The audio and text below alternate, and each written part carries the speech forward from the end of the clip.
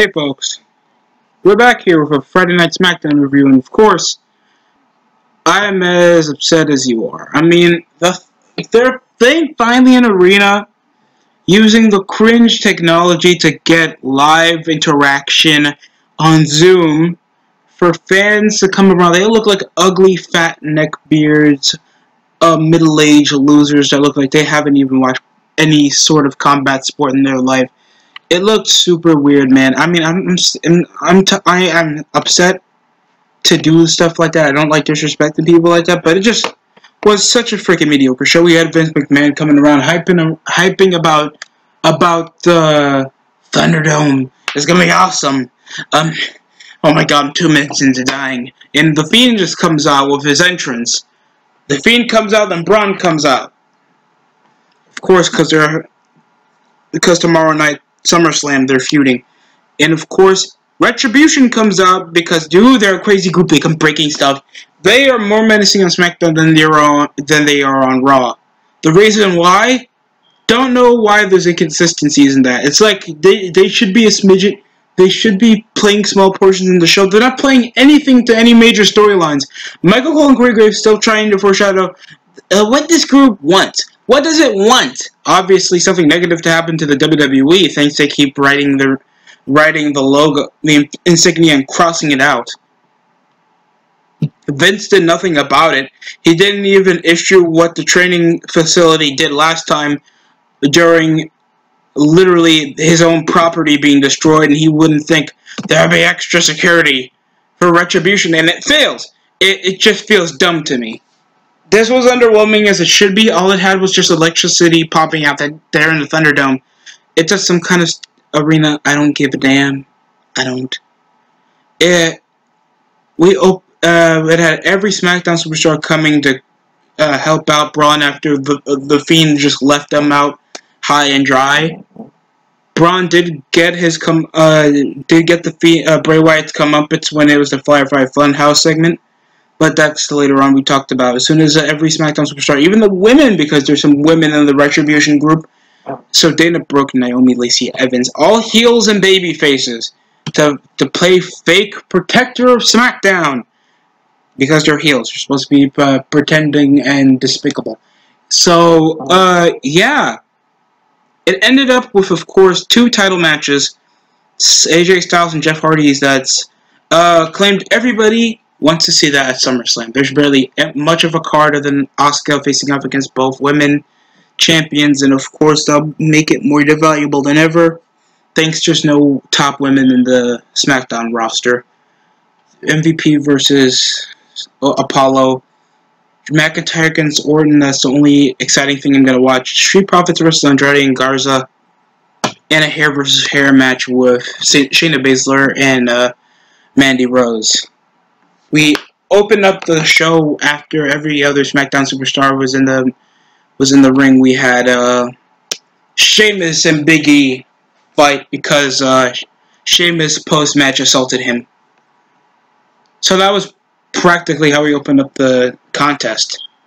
Kind of was awkward. I mean, there was many other guys that are literally in massive feuds with each other. It would make more sense if more baby faces, being more selfless, came out than just heels and baby faces. I'm gonna make this a dumb invasion storyline. Don't you think Raw superstars should also be involved in SmackDown events? But that's besides the point. We had a decent match that ended in a freaking schoolboy because Corbin is feuding with Riddle. They shoved off and ended in a distraction. Sheamus got distracted by the scuffle. It ended in a schoolboy in a basic match. Chops. Of course, the pounds off Sheamus. It was meh opener. I'll give it that much. I didn't know how long the match was going to be in that aspect. There was some, thank God, short matches. With, of course, the Beat the Clock challenge, where Naomi had to wrestle them, even though she benefits nothing out of it. Except, she gets to come up, it's on Bayley, because Bayley's being selfish. She's been selfish. We also had Kalisto being in the corner of a title match with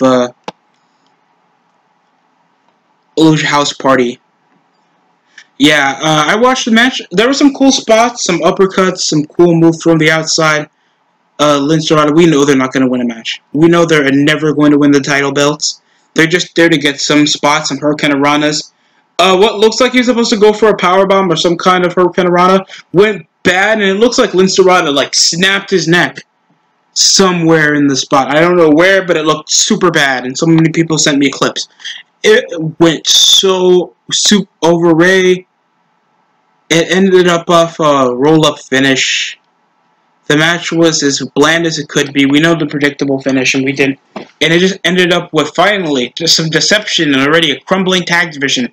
What do we got? Like, one half of the New Usos always on TV. We have the New Day that's entirely injured. I mean, the only technical tag team that you can show off is practically, if ever, Corbin and G tags or Heavy Machinery, even though it's just Otis at this point.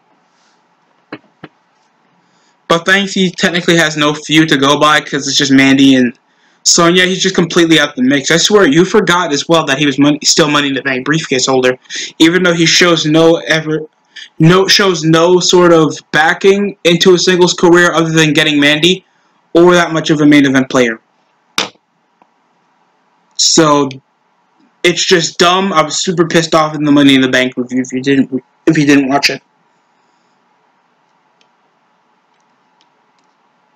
So we had Grand Metalik breaking off Lince Dorado and Kalisto fighting over, even though he just came back. So you think consistent failures could cost a breakup, but no, just one tag title match fail and it's gonna break them up. I don't care. Nothing convinces me about this luchador group that literally their graphics and their literal gimmick from a year before had them with freaking pinatas. If that isn't insulting to their culture, WWE does nothing wrong in general. To quote Vince McMahon, what's good, man? I'm joking. Let's get to the next segment. We, of course, have the Beat the Clock Challenge after an interview with Corey Graves, going over the relationship and going with the awkwardly transitioned question that, are you and Sasha breaking up? Teasing that probably SummerSlam they're going to break up because both of them are going to lose their titles and cost each other their belts. Asuka did come. I don't care. We had Naomi coming out, just... She can't do promos, man.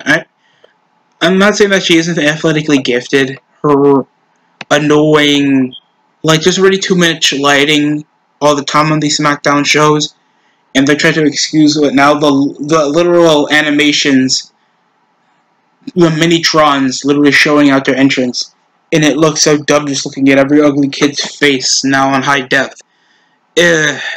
God, man. It ended up with, after Corey just said that Bayley will be challenging last for the SmackDown Women's title, they had to beat the clock challenge to see who will face off against Asuka last. So instead of this being illustrated by an authority figure, or they literally picked their own opponents, Naomi just came out of nowhere, just being cannon fodder, even though she's literally a former SmackDown Women's Champion. You would think it would be somebody like Nikki Cross or something. She's been feuding with Bayley for the last several months. But no, it's just Naomi, because of course that Naomi deserves a better shtick. Well, as I said, it was going to only get the last 2 weeks. So, yeah, we opened up with Naomi versus Sasha Banks. Match was okay. Cool dropkick. An obvious meteor for 2. It ended off a quick transition into the crossface. I'm not going to call it the Banks team because she didn't do the backstabber to go with it. So it ended up off the crossface. Bayley had to beat 3 minutes and something seconds. Basic, right? It ends up with Bayley getting screwed over. Taking immediately after trying to hit with the ground game, some boring headlocks, a knee drop. She gets an immediate rear view. So Sasha picks up the win. Naomi picks up the win, and Sasha now gets to face off against Asuka last. Then Asuka came. course, because they're both heels, they walk off like chicken shits, even though they're the most dominating group in the women's roster. And it's so demeaning, because the only compelling feud are the women that didn't even wrestle tonight.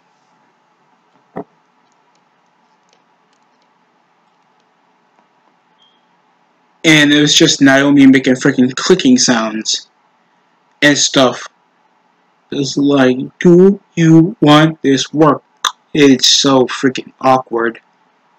Next up, we had Sonya Deville promises to end Mandy Rose's career. And of course, it's still a hair versus hair match. And Mandy even came in a promo trying to go over with Sonya from 5 years ago, where we were completely inseparable. We were best friends. Of course, that Sonya's gone. It was a decent, heartwarming promo for a match I would be more instincted to watch if Sonya felt a lot more threatening. But it was okay. It sent its message and it showed how super personal this thing is, because this feud has been itching since early 2019, and over most of the major focus going to Otis and Mandy, Sonya had been mixed up to the riddle. At least this is somewhat a feud. This is a storyline worth watching, because people, of course, like Mandy. I'm not the biggest fan, but some people do like Sonya. And it's an interesting feud, and these are somewhat attractive women, so seeing their hair chopped off for a sense of pride is pretty important. Vince McMahon wasn't even shown for the rest of the show. Then we had the Intercontinental title match involving Jeff Hardy versus AJ Styles. Jeff Hardy, earlier on, was injured from behind the back with a knee strike by getting attacked by the back of the knee. It was playing a factor over most of the segments, cutting off back to to Jeff. He's getting nerfed back to health and he got a knee brace. Then he got cleared. The medic just said, if he can withstand through the pain, it's all yours. He could clear him. So, Jeff is still going out to fight for the Intercontinental title. We also had a funny thing, Dana Brooke coming around and saying she's so sorry. She just was there to bring some semblance that, yes, Sonya's a bitch. She even called Mandy a bitch. Because, one time we were back to for TV 14. Yay. WWE still corny. Stop thinking that. And, of course, it ended up with slap to the face. That just felt completely out of place. We had the IC title match. That was the best match on the show.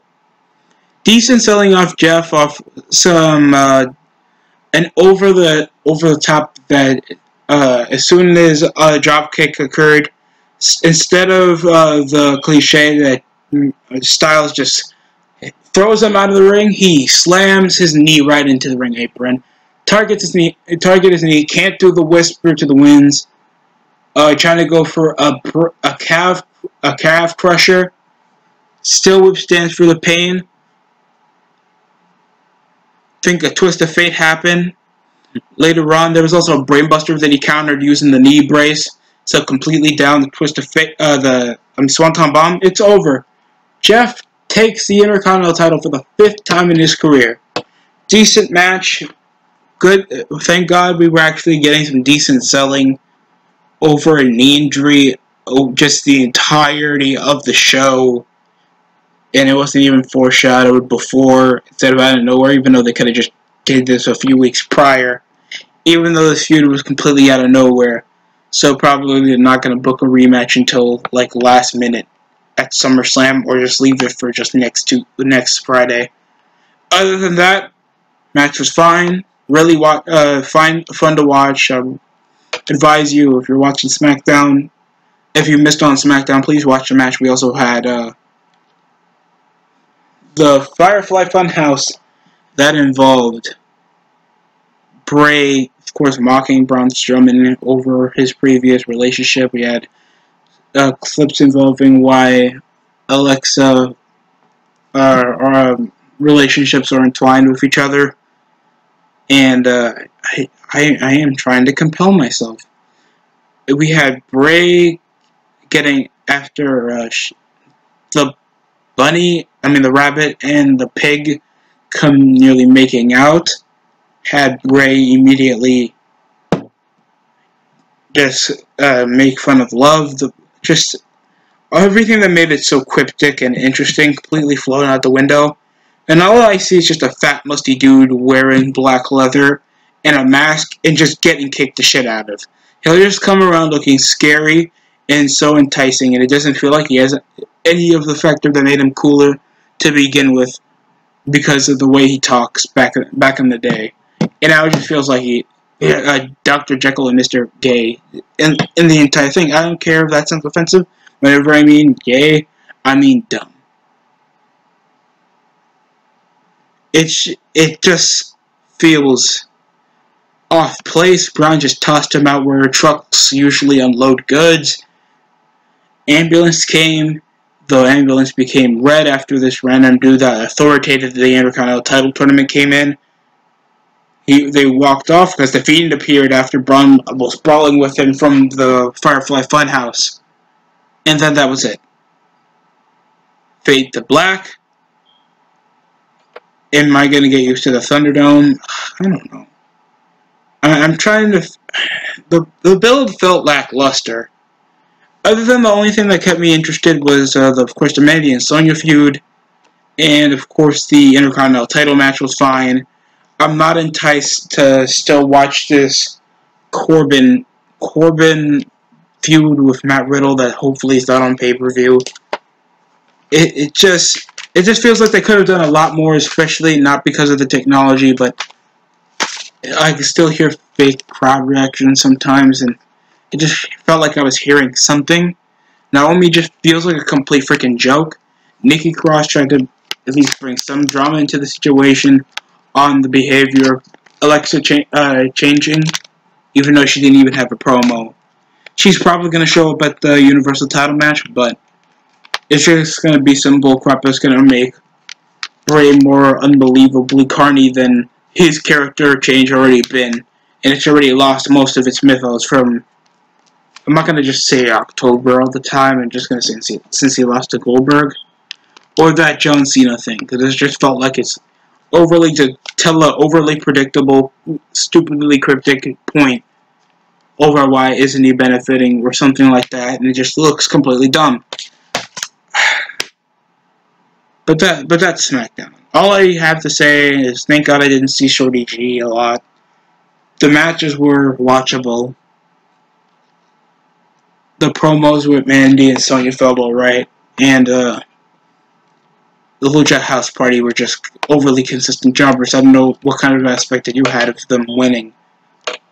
Hopefully Big E gets better development, because it just feels like he still gets no character change, other than he shows more attitude, even though he had major aggressiveness in some of his promos when he's with the New Day.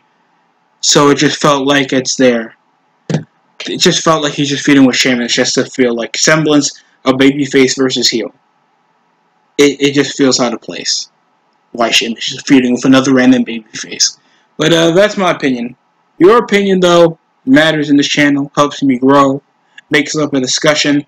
Love to hear your comments in the comment section below. Thanks for watching the DST show. That's it for me. Enjoy SummerSlam!